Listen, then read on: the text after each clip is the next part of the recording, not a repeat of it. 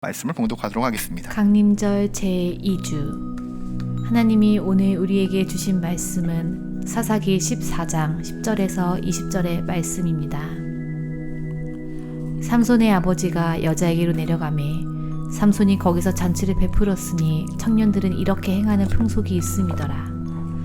무리가 삼손을 보고 30명을 데려와서 친구를 삼아 그와 함께 하게 한지라.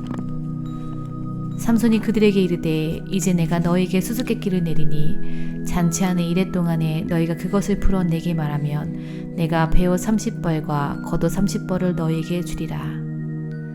그러나 그것을 능히 내게 말하지 못하면 너희가 내게 베어 30벌과 겉옷 30벌을 줄지니라 하니 그들이 이르되 내가 수수께끼를 내면 우리가 그것을 들으리라 하매 삼손이 그들에게 이르되 먹는 자에게서 먹는 것이 나오고 강한 자에게서 단 것이 나왔느니라 하니라. 그들이 사흘이 되도록 수수께끼를 풀지 못하였더라. 일곱째 날에 이르러 그들이 삼손의 아내에게 이르되 너는 내 남편을 꾀어 그 수수께끼를 우리에게 알려달라 하라. 그렇지 아니하면 너와 내 아버지의 집을 불사르리라. 너희가 우리의 소유를 빼앗고자 하여 우리를 청한 것이 아니냐. 그렇지 아니하냐 하니 삼손의 아내가 그의 앞에서 울며 이르되 당신 나를 미워할 뿐이요 사랑하지 아니하는도다. 우리 민족에게 수수께끼를 말하고 그 뜻을 내게 알려주지 아니하도다 하는지라. 삼손이 그에게 이르되 보라 내가 그것을 나의 부모에게도 알려주지 아니하였거든 어찌 그대에게 알게 하리요 하였으나 7일 동안 그들이 잔치할 때 그의 아내가 그 앞에서 울며 그에게 강요하므로 일곱째 날에는 그가 그의 아내에게 수수께끼를 알려주매 그의 아내가 그것을 자기 백성들에게 알려주었더라. 일곱째 날 해 지기 전에 성읍 사람들이 삼손에게 이르되 무엇이 꿀보다 달겠으며 무엇이 사자보다 강하겠느냐 한지라. 삼손이 그들에게 이르되 너희가 내 암송아지로 밭갈지 아니하였더라면 내 수수께끼를 능히 풀지 못하였으리라 하니라. 여호와의 영이 삼손에게 갑자기 임하심에 삼손이 아스글론에 내려가서 그곳 사람 30명을 쳐 죽이고 노략하여 수수께끼 푼 자들에게 옷을 주고 심히 노하여 그의 아버지의 집으로 올라갔고 삼손의 아내는 삼손의 친구였던 그의 친구에게 준 바 되었더라.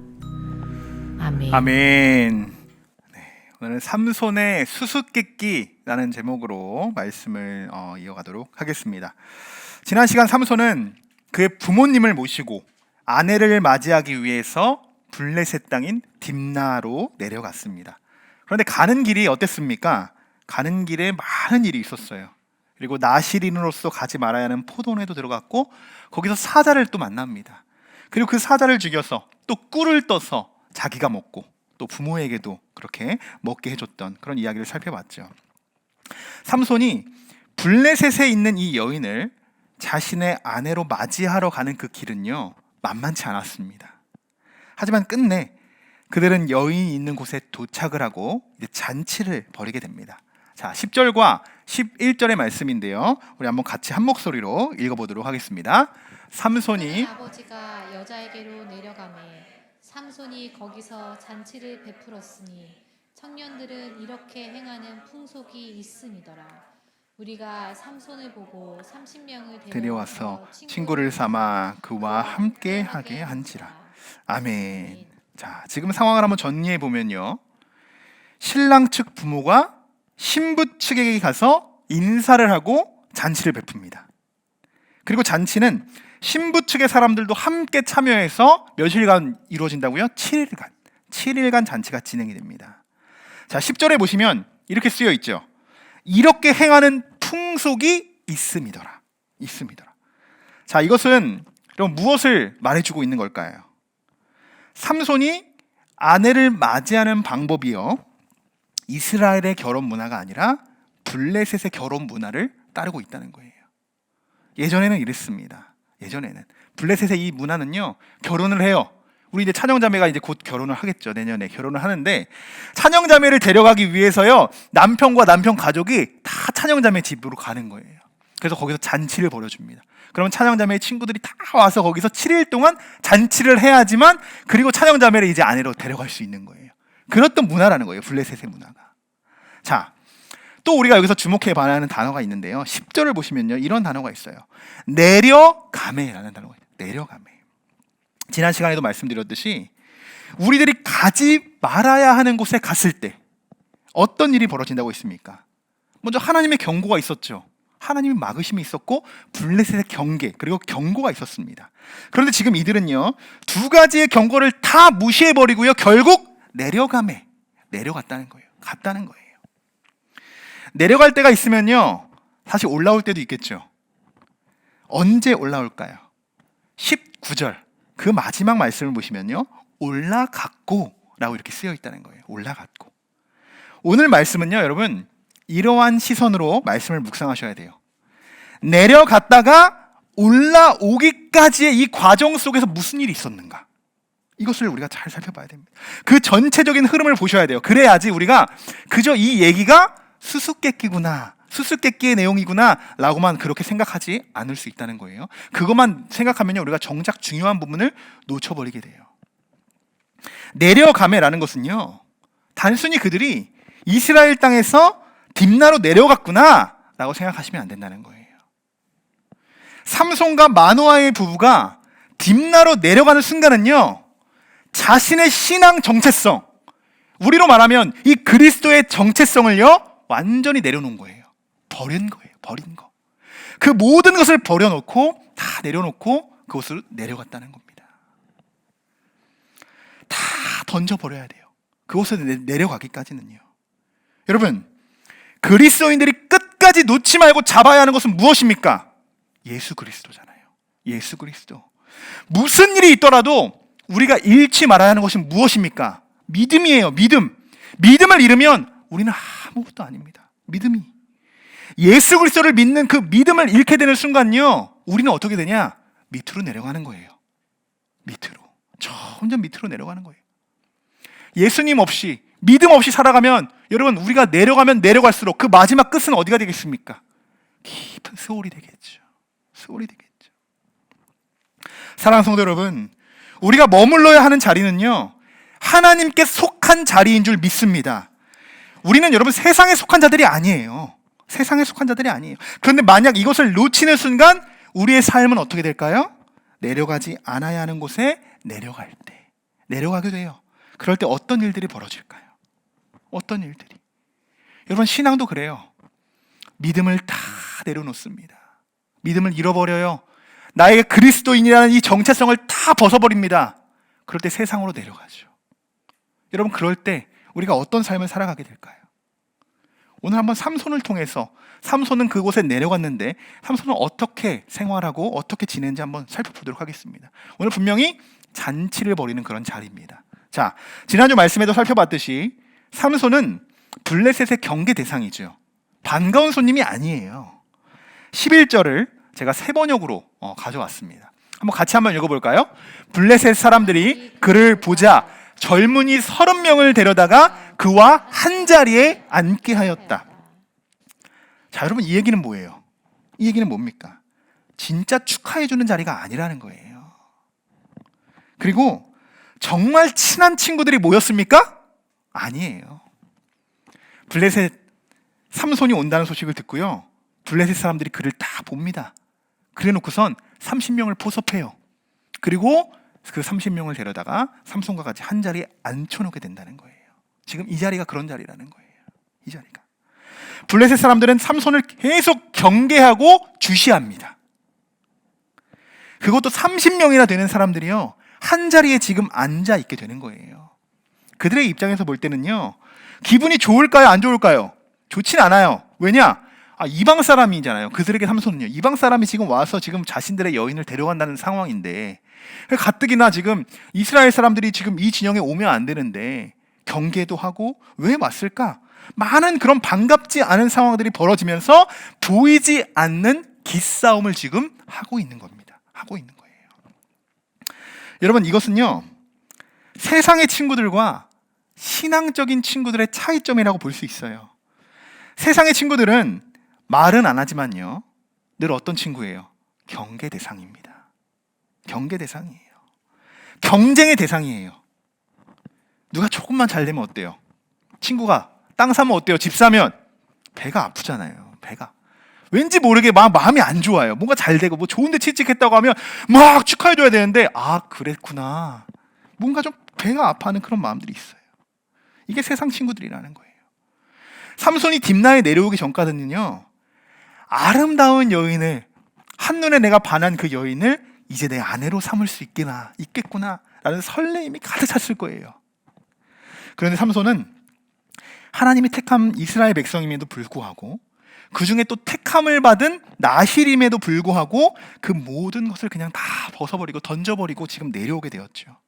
그리고 그가 처음 마주한 현실은요, 반갑지 않은 손님이라는 거예요. 반갑지 않은 손님들. 그런데 삼손의 성격상요, 화끈하잖아요. 이러한 분위기 가만히 둘 수 있겠습니까? 뭔가 좀 기분이 언짢잖아요. 지금 기싸움이 막 보이지 않지만 막 기싸움을 하고 있잖아요. 삼손 가만히 있을 수 없었어요. 자신의 기세로 지금 이 분위기를 몰아가려고 합니다. 삼손이요.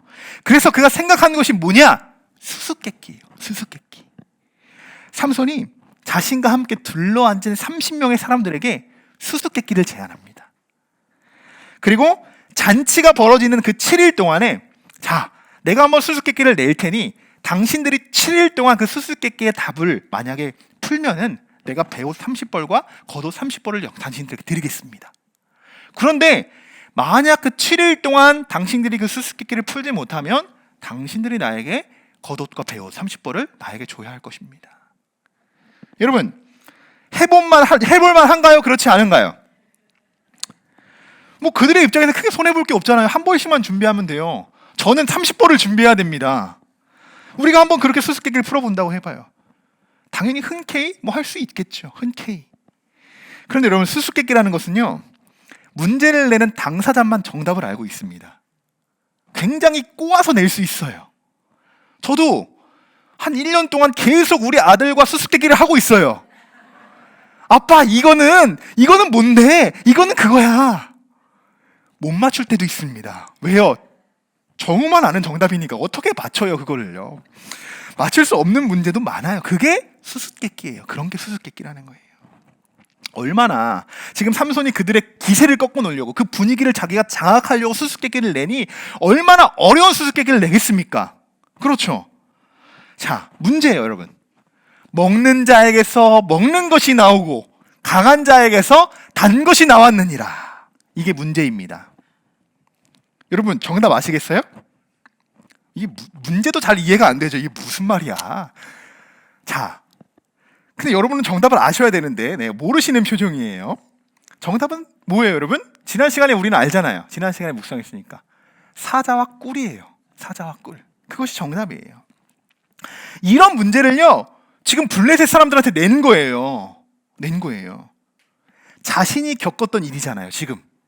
자신이 겪었던 일을 문제로 내면요, 그들이 맞힐 수 있어요, 없어요? 모르죠. 제가 여러분 15년 전에 저기에서 이렇게 했어요. 그게 뭔지 아세요? 어떻게 맞춰요? 알 수가 없죠. 저만 알잖아요. 못 맞춰요. 그래서 삼손이 수수께끼를 낸 겁니다. 그래서 삼손도 나름대로 머리를 쓴 거예요. 이거는 나밖에 몰라. 왜? 내가 겪은 일이니까 아무도 몰라. 그러니 이 문제를 내면 내가 그들의 기세를 꺾을 수도 있고, 옷도 받을 수 있어. 나밖에 모르는 이야기야. 자, 그러니 이건 나에게 절대적으로 유리한 게임이야. 내가 이제 이 잔치를 내가 아주 제압할 수 있어. 이 분위기를 내가 제압할 수 있어. 자, 이렇게 생각한 거죠. 이렇게. 역시나 그 사람들은요, 수수께끼를 맞추지 못합니다. 당연하죠. 맞출 수가 없죠. 그런데 그렇게 사흘의 시간이 흘러요. 사흘 동안. 사흘 이쯤 되면요, 여러분, 제가 수수께끼를 내는데 사흘 동안 시간이 지났어요. 그러면 어떻게 됩니까? 포기할 만하지 않아요? 누가? 좀 지루하잖아요. 재미도 없잖아요. 근데 포기하지 않아요. 그러면, 아니면 좀 맞추고 진짜 싶으면, 삼손, 힌트 좀 줘. 힌트 좀 맞힐 수 있게 좀 해줘. 이렇게 좀 이렇게 뭔가 맞춰가지 않을까요? 조율하지 않을까요? 여러분, 누가 수수께끼를 가지고 사흘 동안이나 그것을 고민합니까? 아무도 그렇지 않잖아요. 그런데 이들은 무려 사흘 동안 삼손이 낸 수수께끼를요, 어떻게든 풀어내려고 30명이 하나가 돼가지고 머리를 굴립니다. 머리를 싸매요. 여러분, 이것은 무엇을 말해주는 걸까요? 단순히 지금 수수께끼의 문제가 아니라는 거예요. 이것은 수수께끼의 문제가 아니에요. 하나님의 자녀로서 지금 세상과 맞서고 있는 삼손과 블레셋, 즉 세상과의 맞대결이라는 거예요. 지금 이 수수께끼의 싸움은요. 지금까지 볼 땐 여러분 누가 우위합니까? 삼손이 이긴 것 같이 보여요. 삼손이. 그런데요, 블레셋 사람들이 만만치가 않습니다. 만만치 않아요. 자, 15절의 말씀 같이 한번 읽어보겠습니다. 일곱째 날에 이르러 그들이 삼손의 아내에게 이르되 너는 내 남편을 꾀어 그 수수께끼를 우리에게 알려달라 하라. 그렇지 아니하면 너와 내 아버지의 집을 불사르리라. 너희가 우리의 소유를 빼앗고자 하여 우리를 청한 것이 아니냐. 그렇지 아니하냐 하니. 네, 우리가 지금 굉장히 아주 순화해서 읽은 거죠. 실제로는 이렇게 안 했을 거예요. 그죠? 네가 막 이렇게 해서 우리를 부른 거냐, 막 불사질할 거야, 막 이렇게 해서 화를 엄청 내면서 지금 이야기했겠죠. 그 아내에게 뭐예요? 협박을 가한 거예요. 협박을. 엄청나게 무섭겠죠. 삼손의 아내에게 다가가서요, 당장 그 수수께끼의 답을 알아오지 않으면 너와 너 집 다 불살라 버릴 거야. 우리 왜 불렀냐? 이렇게 하려면 왜 불렀어? 우리 거 다 뺏어가려고 지금 부른 거야? 그렇게 협박을 가해요. 위협합니다. 이런 이야기를 들은 삼손의 아내는요, 눈물을 흘려요. 눈물을 흘려요. 그러면서 삼손에게 당신이 나를 미워할 뿐이지 사랑하지는 않습니다. 로맨틱 드라마를 막 찍습니다. 여기서. 그러면서 수수께끼의 답을 제발 알려주세요. 제발 알려주세요. 근데 삼손은 단호해요. 이건 내 부모에게도 알리지 않았던 거야. 어떻게 그런데 내가 당신에게 이야기해 줄 수 있어? 아니, 안 돼. 안 돼. 사실 이거는요, 그 수수께끼의 답을 왜 알려주지 못할까요? 사실 이거는 지금까지도 부모에게도 숨겼던 거잖아요. 알려줄 수가 없었던 거예요. 그런데 계속 아내는요, 남은 잔치 기간 동안 울어요. 울면서 계속 삼손에게 강요까지 합니다. 알려주세요. 제발 알려주세요. 알려주세요. 삼손은 어떻게 했을까요? 끝까지 말을 하지 않았어야죠. 그런데 여러분, 이제 삼손의 약점을 우리가 보면요, 삼손의 가장 약점이 뭔지 아십니까? 여자예요. 여자. 14장 1절에서도 삼손의 이제 첫 활동을 알리면서요, 시작을 하는데요, 이렇게 기록돼요. 블레셋 사람의 딸들 중에서 한 여자를 보고.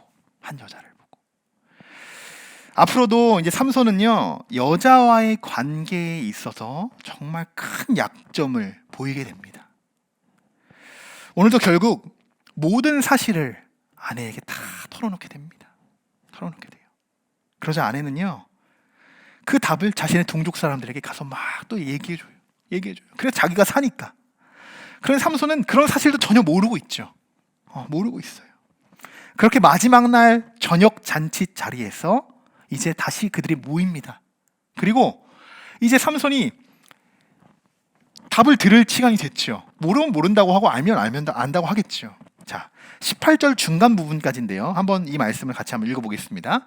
일곱째 날 해 지기 전에 삼손에게 이르되 무엇이 꿀보다 달겠으며 무엇이 사다보다 강하겠느냐 한지라.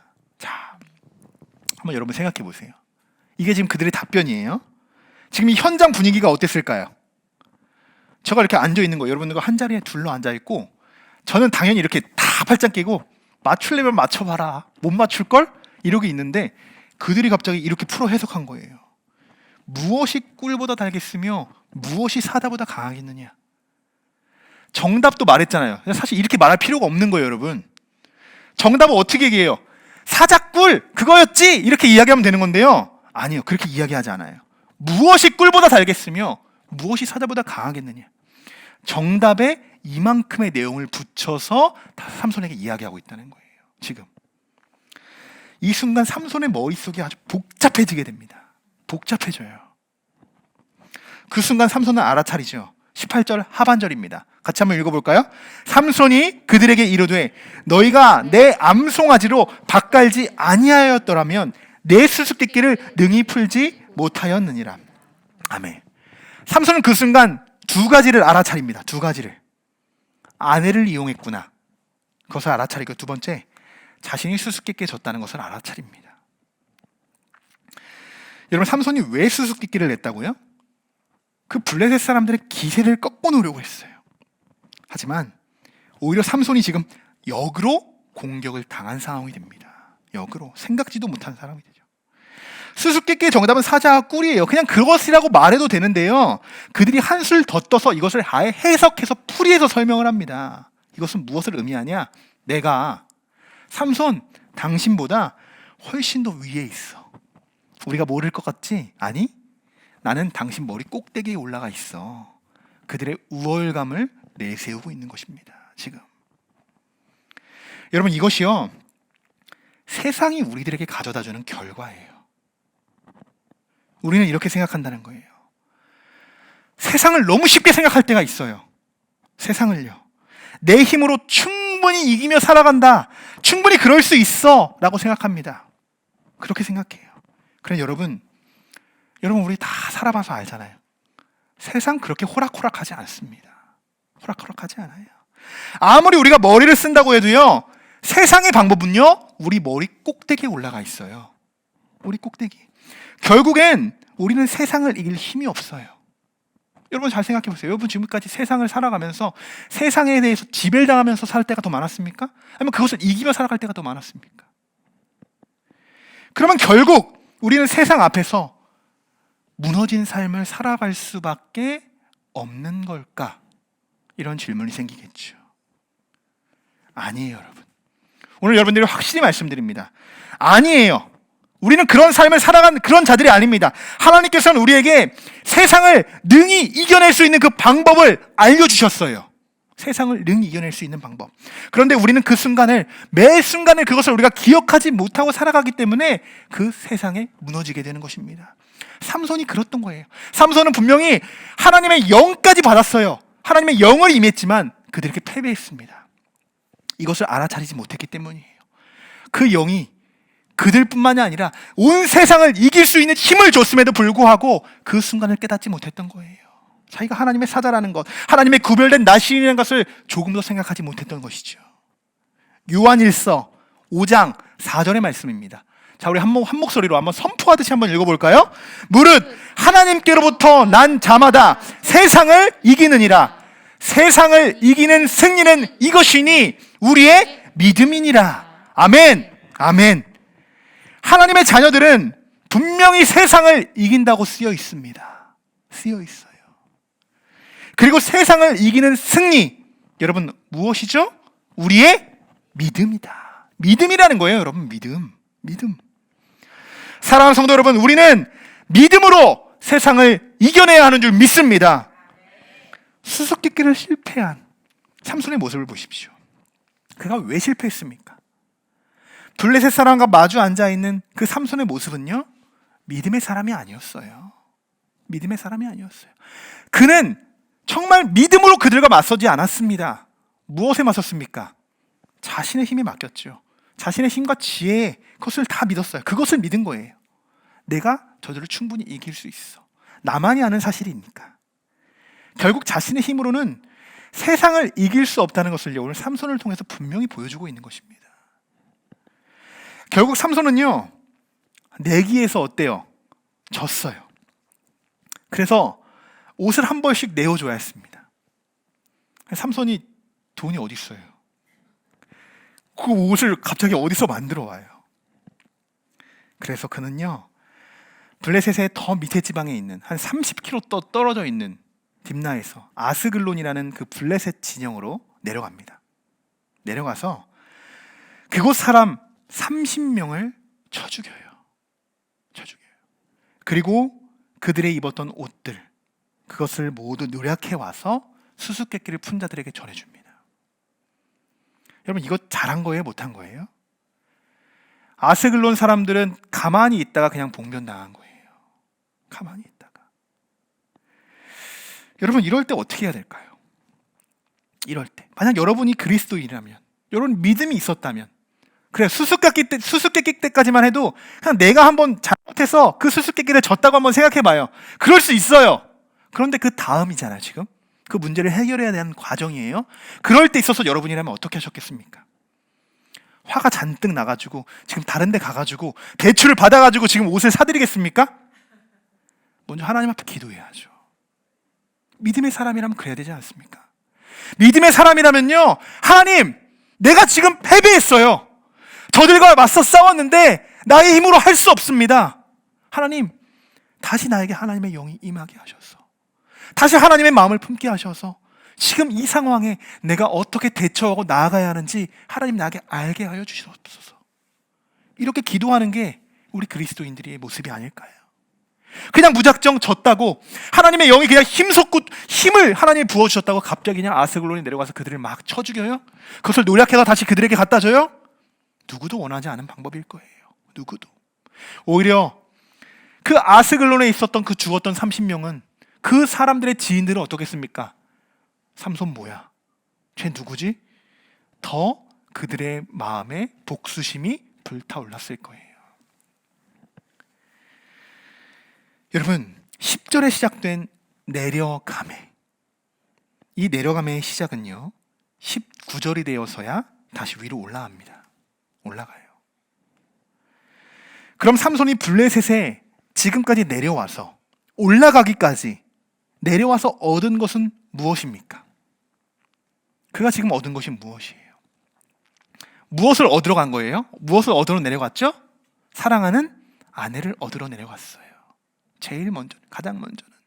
그런데 아내뿐만 아니라요, 그곳에는 그들의 친구 30명 블레셋의 사람들도 있었고, 가는 길에 사자도 만나고, 나시의 이름으로써 범하지 않아야 하는 모든 것들을 범하면서 정말 사사라는 그 직분에 맞지 않는 그런 그 삼손의 모습을 우리가 계속적으로 지금 묵상하고 있지 않습니까?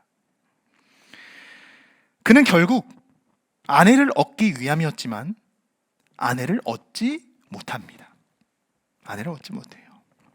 삼손이 얻은 것은 뭐예요? 마음의 상처투성입니다. 상처만 얻고 돌아온 거예요. 그리고 패배에 대한 슬픔과 진노밖에 없었습니다. 한마디로 삼손은 내려가서 얻고 돌아온 것이, 내려가서 올라가기까지 하나라도 얻은 것이 없다. 오히려 잃었죠. 잃었어요. 여러분, 세상은요 우리에게 어떤 만족과 유익을 가져다 주지 못합니다. 근데 우리는 그걸 잘 알아차리지 못해요. 그것이 나의 전부인 줄 알고, 때로는 나의 신앙인 이 정체성도 다 내려놓고요 세상으로 그냥 우리는 확 뛰어들어갑니다. 그걸 얻기 위해서. 근데 세상은 호락호락하지 않아요. 그것을 쉽게 나에게 주지도 않을 뿐더러 방해하는 사람들이 너무나도 많습니다. 결국 얻지 못해요. 그리고 여러분, 세상의 것을 얻어봐서 아시잖아요. 그것은 한순간에 없어지고 사라집니다. 그리고 내가 하나를 가져도 두 개가 필요하게 되고요, 두 개가 필요해도 만족이 없어요. 계속 나에게 갖고 싶어 하는 것이 세상이 주는 만족과 유익이에요. 오히려 우리에게 세상은요 싸워야 할 대상입니다. 대상이에요. 그런데 그 세상을 알아보지 못하고 적진에 들어가서 내가 적과 함께 지금 동침한 거예요. 그런데 많은 세상 사람들은 그것을 몰라요. 그래서 세상에 내려가서 나의 필요들을 채우려고 한다는 것이죠. 여러분, 삼손을 보십시오. 결국 자기 꾀에 자기가 넘어가 버리는 상황을 마주하게 됩니다. 자기 꾀에. 사랑하는 성도 여러분, 오늘 하나님이 우리에게 들려주신 말씀은요 이 여러분들의 마음속에 한번 깊이 한번 새겨보셨으면 좋겠습니다. 오늘 이 말씀을요, 지금 여러분들이 서 계신 그곳이 어디입니까? 그것부터 한번 점검해 보십시오. 내려가지 않아야 하는 곳임에도 불구하고 거기 내려가 있지는 않으십니까? 지금 여러분이 서 있는 자리가 어디십니까? 정말 예배자로서의 예배의 자리로 서 계십니까? 또 내 힘으로 그들과 맞서 싸우려고 하지는 않습니까? 내 힘으로, 내 지혜로, 내 방법과 경험대로 한번 이것을 점검해 보셨으면 좋겠어요. 분명한 것은 무엇이냐? 하나님께서는요 우리에게 세상을 능히 이겨낼 수 있는 능력과 믿음을 우리에게 주셨다는 것입니다. 그것을 주셨다. 하지만 그것을 믿음으로 믿고 행동하지 않는다면 우리는 세상에 늘 패배할 수밖에 없는 것이에요. 우리는. 여러분들, 이번 한 주간도 우리는 어때요? 늘 교회에 와서 거룩하게 예배드리고 기도하고 말씀만 보고 이렇게 살아가면 얼마나 좋을까요? 그렇죠? 그렇게 여러분 사시면 얼마나 행복해요. 그럼 내일 출근하셔야 되잖아요. 이것이 우리의 현실이잖아요. 그런데 하나님이요, 교회에 와서 365일 24시간 내내 기도만 하는 거 원하시지 않아요. 세상의 소금과 빛이 되라고 하셨어요. 그런데 그런 우리들이요, 세상 속에 살아가는 것은 당연한 거예요. 당연한 거예요. 그런데 그 세상 속에서 중요한 건 뭐냐? 세상에 지배를 당하느냐, 내가 그 세상을 지배하느냐, 이것이 다르다는 것이에요. 하나님은 우리를 세상을 이길 큰 권세를 허락하여 주셨습니다. 하나님의 자녀된 권세잖아요. 그 권세로 우리가 이번 한 주간도 살아가야 하는 줄 믿습니다. 두려워하지 마세요, 여러분. 세상을 두려워하지 마십시오. 겁내지 마십시오. 여러분들이 하나님의 자녀라는 사실을 늘 마음속에 품고 살아가신다면 하나님께서 여러분들과 늘 함께하여 주실 것이고, 여러분들 또한 믿음으로 매 순간